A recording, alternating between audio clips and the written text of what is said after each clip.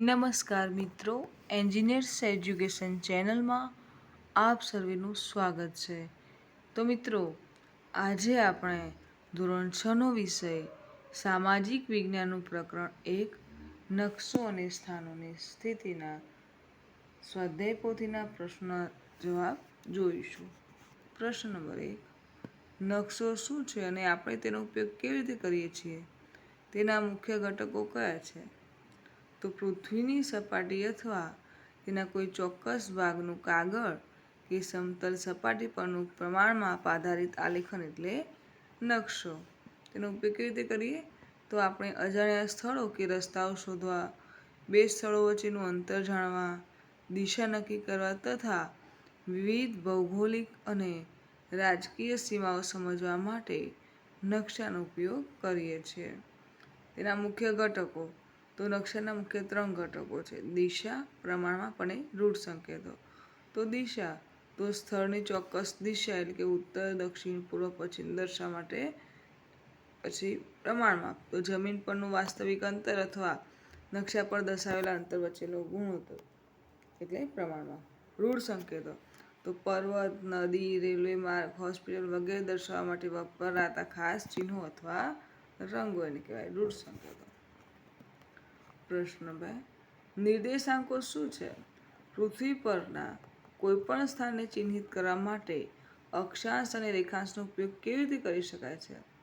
તો પૃથ્વી પર કોઈપણ સ્થાનનું ચોક્કસ સ્થાન દર્શાવવા માટે વપરાતી સંખ્યાઓની જોડી એટલે કે અક્ષાંશ અને રેખાંશોને નિર્દેશાંકો કહે છે. હવે અક્ષાંશ અને રેખાંશનો ઉપયોગ. તો અક્ષાંશનો ઉપયોગ, તો પૃથ્વીના ગોળા પર આડી કલ્પિત રેખાઓ છે જે વિષુવવૃત્તથી ઉત્તર કે દક્ષિણ તરફનું સ્થાન દર્શાવે છે એને કહેવાય અક્ષાંશ. અને રેખાંશ, તો ઉત્તર ધ્રુવથી દક્ષિણ ધ્રુવને જોડતી ઊભી કલ્પિત રેખાઓ છે જે મુખ્ય રેખાંશ એટલે કે ગ્રીનવિચથી પૂર્વ કે પશ્ચિમ તરફનું સ્થાન દર્શાવે છે. સ્થાન ચિહ્નિત કરવું. તો અક્ષાંશ અને રેખાંશ રેખાઓ પૃથ્વી પર એક જાળી બનાવે છે. અહીં વાર દોસ્તો, પૃથ્વીના ગોળામાં જોશો તો તમને જાળી જો દેખાશે, નકશામાં નહીં દેખાય જલ્દીથી. તે પૃથ્વી પર ચોક્કસ અક્ષાંશ અને રેખાંશ એકબીજાને કાપે છે તે બિંદુ તે સ્થાનનું ચોક્કસ સરનામું બને છે. આગળ જોઈએ પ્રશ્ન 3, સ્થાનિક સમય અને પ્રમાણભૂત સમય રેખાંશ સાથે કેવી રીતે સંબંધિત છે? તો સ્થાનિક સમય, તો સૂર્ય જ્યારે આકાશમાં જે તે રેખાંશ પર બરાબર માથા પર આવે ત્યારે મધ્યાહન થાય એટલે કે ત્યારે બપોરના 12 વાગ્યા ગણાય. આના આધારે નક્કી થતા સમયને સ્થાનિક સમય કહે છે. પૃથ્વી 24 કલાકમાં 360 રેખાંશ ફરે છે એટલે કે 1 રેખાંશ બદલાતા 4 મિનિટનો સમય તફાવત પડે છે.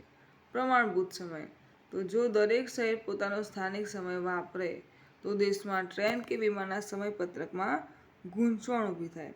તેથી દેશના મધ્યમાંથી પસાર થતી મુખ્ય રેખાંશવૃત્તના સ્થાનિક સમયને સમગ્ર દેશ માટે માન્ય ગણવામાં આવે છે.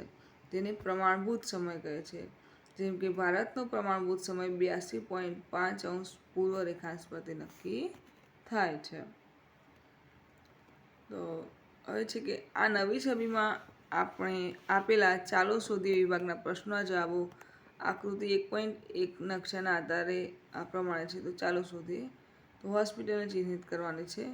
તમારે અહીંયા જોઈને 1.1 આકૃતિમાં ચિહ્નિત કરવાની છે. તો નકશામાં હોસ્પિટલ એ રેલવે સ્ટેશન અને નગર પંચાયતની વચ્ચે વાદળી રંગની નદી અને જળાશયની બરાબર દક્ષિણ તરફ આવેલી છે. પ્રશ્ન 2, વાદળી રંગના વિસ્તારો શું દર્શાવી રહ્યા છે?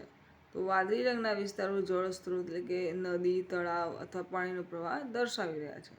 પ્રશ્ન 3, શાળા, નગર પંચાયત કે જાહેર ઉદ્યાનમાંથી રેલવે સ્ટેશનથી કયું સ્થળ સૌથી દૂર આવેલું છે? તો રેલવે સ્ટેશનથી જાહેર ઉદ્યાન સૌથી વધુ દૂર આવેલું છે. રેલવે સ્ટેશન ડાબી બાજુએ છે જ્યારે જાહેર ઉદ્યાન નકશાની જમણી બાજુએ આવેલું છે. આગળ જોઈએ પછી કે આ નવી છબીમાં આપેલા ચાલો શોધીએ વિભાગના દાખલા એટલે કે અથવા પ્રશ્નોના જવાબો ગણતરી સાથે નીચે મુજબ કરેલા છે. જુઓ પ્રશ્ન 1, રમત સ્થાનના મેદાનનો નકશો માપપટ્ટી દ્વારા દર્શાવવાનો છે. તો લંબાઈ 40 મીટર છે, પહોળાઈ 30 મીટર, પ્રમાણમાપ 1 સેમી બરાબર 10 મીટર. તો નકશા પર માપ કરીએ તો નકશા પર લંબાઈ 40/10 બરાબર 4 ભાગ્યા 4. પહોળાઈ તો 30/10 એટલે કે 3. આથી કાગળ પર 4 સેમી અને 3 સેમીનો લંબચોરસ દોરવાનો રહેશે. પ્રશ્ન 2.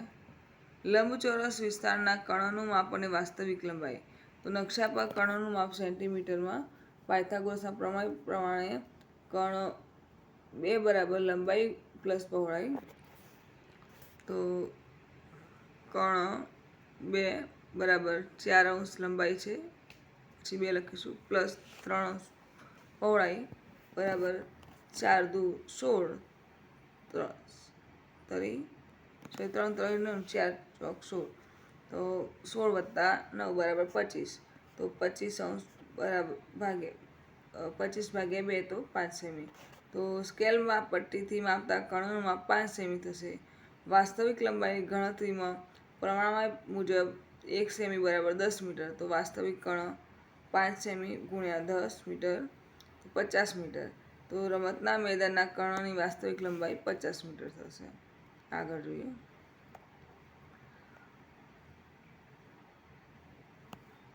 નાના શહેરના નકશા આકૃતિ 1.1ના આધારે આપેલા વાક્યોના જવાબ નીચે મુજબ છે. તો સાચા અને ખોટા વાક્યો. કે બજાર હોસ્પિટલની ઉત્તરમાં આવેલું છે, તો આ વાક્ય ખોટું છે. બજાર હોસ્પિટલની ઉત્તર પૂર્વ અથવા પૂર્વ દિશા તરફ છે.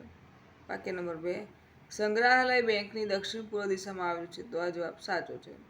વાક્ય નંબર 3. રેલવે સ્ટેશન હોસ્પિટલની ઉત્તર પશ્ચિમમાં છે, તો આ જવાબ સાચો છે. તળાવ રહેણાંક મકાનોની ઉત્તર પશ્ચિમમાં છે, તો આ જવાબ ખોટો છે. તળાવ રહેણાંક મકાનોની ઉત્તર પૂર્વ દિશામાં આવેલું છે. જો અહીંયા નોંધ લખી છે કે દિશા સૂચક કંપાસ મુજબ કે હોકાયંત્ર મુજબ મુખ્ય 4 દિશાઓ ઉત્તર, દક્ષિણ, પૂર્વ અને પશ્ચિમ અને 4 મધ્યવર્તી દિશાઓ ઉત્તર પૂર્વ, દક્ષિણ પૂર્વ, દક્ષિણ પશ્ચિમ અને ઉત્તર પશ્ચિમ ને ધ્યાનમાં રાખીને જવાબો નક્કી કરવામાં આવ્યા છે. આગળ જોઈએ. પાઠ્યપુસ્તકના પાના નંબર 21 પર આપેલા ચાલો શોધીના બંને પ્રશ્નોના જવાબો અને સ્પષ્ટતા નીચે મુજબ છે. તો પ્રથમ ચાલો શોધીએ પોરબંદર અને તિનસુકિયા. તો પ્રશ્ન છે કે એક દિવસ સાંજે બપોરના 2 વાગે પોરબંદરમાં અને બીજો તિનસુકિયા એટલે કે અસમમાં બેઠેલા 2 મિત્રો ફોન પર વાત કરી રહ્યા છે. તિનસુકિયામાં રહેતો મિત્ર કહે છે કે અસમમાં સૂર્યાસ્ત થઈ ગયો છે અને હવે અંધારું છે. જ્યારે પોરબંદરમાં રહેલો મિત્ર આશ્ચર્ય પામે છે અને કહે છે, પણ અહીં તો હજી દિવસનું અજવાળું છે, તો આવું કેમ છે તે સમજાવો. તો અગાઉ કહ્યું એમ કે પૃથ્વીનું પરિભ્રમણ અને પૂર્વ પશ્ચિમનો તફાવત. તો પૃથ્વી પશ્ચિમથી પૂર્વ દિશા તરફ ફરે છે, તેથી પૂર્વમાં આવેલા વિસ્તારોમાં સૂર્યોદય અને સૂર્યાસ્ત પશ્ચિમના વિસ્તારો કરતાં વહેલા થાય છે. રેખાંશનો તફાવત. તો અસમ તિનસુકિયા ભારતની પૂર્વ દિશામાં છે, જ્યારે ગુજરાતનું પોરબંદર પશ્ચિમ દિશામાં આવેલું છે. આ બંને શહેરો વચ્ચે આશરે 30 અંશ રેખાંશનો તફાવત છે. સમયની ગણતરી. તો 1 અંશ રેખાંશ પાર કરતાં સૂર્યના પ્રકાશને 4 મિનિટ લાગે છે. તો તારણ શું નીકળ્યું કે તિનસુકિયા પોરબંદર કરતાં આશરે 2 કલાક પૂર્વમાં હોવાથી ત્યાં સૂર્યાસ્ત પોરબંદર કરતાં લગભગ 2 કલાક વહેલો થઈ જાય છે. આથી એક જ સમયે તિનસુકિયામાં અંધારું હોય છે અને પોરબંદરમાં હજી દિવસનું અજવાળું હોય છે. પ્રશ્ન 2 છે દ્વિતીય. ચાલો શોધીએ સ્થાનિક સમય અને પ્રમાણભૂત સમય. પ્રશ્ન છે ગુજરાત અને અસમમાં બેઠેલા 2 મિત્રો વાત કરી રહ્યા છે. આ ઉદાહરણનો ઉપયોગ સ્થાનિક સમય અને પ્રમાણભૂત સમય વચ્ચેનો તફાવત સમજાવવા માટે કરો. તો સ્થાનિક સમય. તો કોઈ પણ સ્થળે સૂર્ય બરાબર માથા પર આવે ત્યારે બપોરના 12 વાગ્યા ગણીને નક્કી કરવામાં આવતા સમયને તે સ્થળનો સ્થાનિક સમય કહેવાય છે. ઉદાહરણ તરીકે તિનસુકિયા અને પોરબંદરના સ્થાનિક સમયમાં 2 કલાકનો તફાવત છે. જ્યારે તિનસુકિયામાં સાંજ પડે ત્યારે પોરબંદરમાં બપોર પછીનો સમય હોય.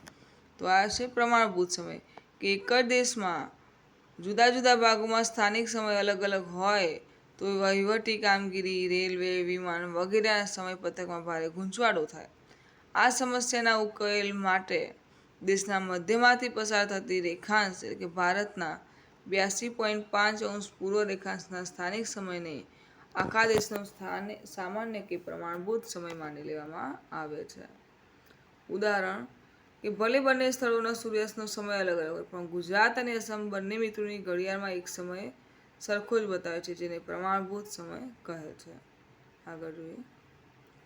આપેલા પાઠ્યપુસ્તકના પાના નંબર 24 અને 25 પરના પ્રશ્નો, પ્રવૃત્તિઓને પ્રોજેક્ટ તથા શબ્દકોયડાના તમામ જવાબો જોઈશું. પ્રશ્ન 1. ગંગા નદીના મુખ પ્રદેશથી નર્મદા નદીના મુખ પ્રદેશ સુધીના વાસ્તવિક અંતરની ગણતરી. તો નકશા પર સ્કેલ માપપટ્ટીથી માપતો આ અંતર આશરે 7 સેમી જેટલું થાય છે. ગણતરી કરતા જોઈએ તો 2.5 સેમી બરાબર 500 કિલોમીટર હોય તો 1 સેમી બરાબર 200 કિલોમીટર થાય. પ્રશ્ન 2. જ્યારે લંડનમાં બપોરે 12 વાગ્યાનો સમય હોય છે તો તે સમયે ભારતમાં સાંજના 5:30 વાગ્યા હોય છે, કેમ? તો ઉત્તર કે લંડન એ ગ્રીનિચ રેખા પર આવેલું છે, જ્યારે ભારતનો પ્રમાણભૂત સમય 82.5 પૂર્વ રેખાંશ પરથી નક્કી થાય છે. 1 રેખાંશ બરાબર 4 મીટર. એમ ભારત ગ્રીનિચથી પૂર્વમાં હોવાથી તેનો સમય લંડન કરતાં 5 કલાક અને 30 મિનિટ આગળ રહે છે. પ્રશ્ન 3. આપણને નકશામાં રૂઢ સંજ્ઞાઓ અને રંગોની જરૂર શા માટે હોય છે? તો નકશામાં વાસ્તવિક જમીન પરની વિગતો જેમ કે નદી, પર્વત, રેલવે રસ્તા, મકાન એ બધું દર્શાવવા માટે પૂરતી જગ્યા હોતી નથી અને રૂઢ સંજ્ઞાઓ અને રંગોની મદદથી ઓછા સ્થાનમાં સરળતાથી અને સ્પષ્ટ રીતે બધી માહિતી ચોકસાઈપૂર્વક દર્શાવી શકાય છે. પ્રશ્ન 4. તમારા ઘર અથવા શાળાની 8 દિશામાં શું શું આવેલું છે તે શોધો. તો આ પ્રવૃત્તિ તમારે તમારા ઘર કે શાળાની પરિસ્થિતિ મુજબ 8 દિશાઓ ઉત્તર, દક્ષિણ, પૂર્વ, પશ્ચિમ, ઈશાન, અગ્નિ, નૈઋત્ય વાયવ્યમાં આવેલી વસ્તુઓ જોઈને કરવાની અને લખવાની રહેશે. બરાબર. પ્રશ્ન 5. સ્થાનિક સમય અને પ્રમાણભૂત સમય વચ્ચે શું તફાવત છે? તો સ્થાનિક સમય તો કોઈ ચોક્કસ સ્થળે સૂર્ય માથા પર આવે ત્યારે બપોરના 12 વાગ્યા ગણીને નક્કી કરાતો સમય તે દરેક રેખાંશ પર બદલાય છે. પ્રમાણભૂત સમય તો દેશના મધ્ય ભાગમાંથી પસાર થતી મુખ્ય રેખાંશના સ્થાનિક સમયને સમગ્ર દેશ માટે માન્ય ગણવામાં આવતો સમય કહેવાય પ્રમાણભૂત સમય. પ્રશ્ન 6. દિલ્હી અને બેંગલુરુના સ્થાનિક સમયમાં કેટલો તફાવત હશે?